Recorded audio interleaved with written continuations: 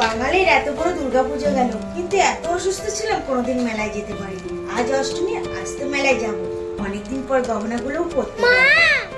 এই দেখো পাপা তোমার জন্য কত কিছু ফল ফুলারি পাঠিয়েছে। তাড়াতাড়ি এগুলো ধরো, আমি এখন দুর্গাপূজার মেলায় যাব। আর হ্যাঁ, রাতে কিন্তু রুটি আর ছোলা ভাটুরি খাবো। আচ্ছা, রুটি আর ছোলা ভাটুরে খাবি? ঠিক আছে, আমি বানিয়ে রাখছি। যা, তোরা মেলা থেকে ঘুরে আয়। তাহলে আজও আমার দুর্গাপুজোর মেলায় যাওয়া হবে না।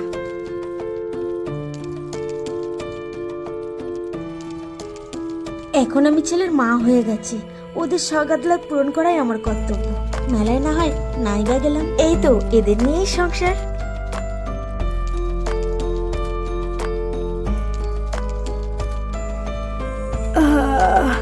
কত শখ করেছিলাম আজ দুর্গাপুজোর মেলায় সেজেগুজে যাব, কিন্তু সে করে বালি ছেলের শখ পূরণ করতে আজ আমাকে মেলায় যাওয়া বন্ধ করতে হলো। মা, ও মা, মা, ও মা, তুমি এত রাত্রে এখানে বসে আছো কেন? কি করবো, তোরা তো আসতে লেট করছিস, তোদের জন্য না খেয়ে বসে আছি। আয়, খাবি আয়। মা, মেলা থেকে অনেক কিছু খেয়ে এসেছি আর একটুও খিদে নেই। তুমি তাড়াতাড়ি গিয়ে ঘুমিয়ে পড়ো। কি, এগুলো আমি একা খেয়ে ঘুমাবো? তাহলে আমাকে কেন বলেছিলি এগুলো বানাতে? আমি আজ কত আশা করেছিলাম অষ্টমীতে বাইরে খাবো সবাই মিলে। আরে আমি তো আজ অষ্টমীতে কত আশা করেছিলাম সবাই মিলে মেলায় একসাথে যাবো, সবাই মিলে বাইরে খাবো। তুই যখন এসে বললি মা আজ আমি রুটি আর ছোলা ভাটুরি খাবো, সেই জন্য তো আমি তোর জন্য কষ্ট করে বানাতে গেলাম। আরে বানানোর পরে এখন তুই বলছিস খাবো না?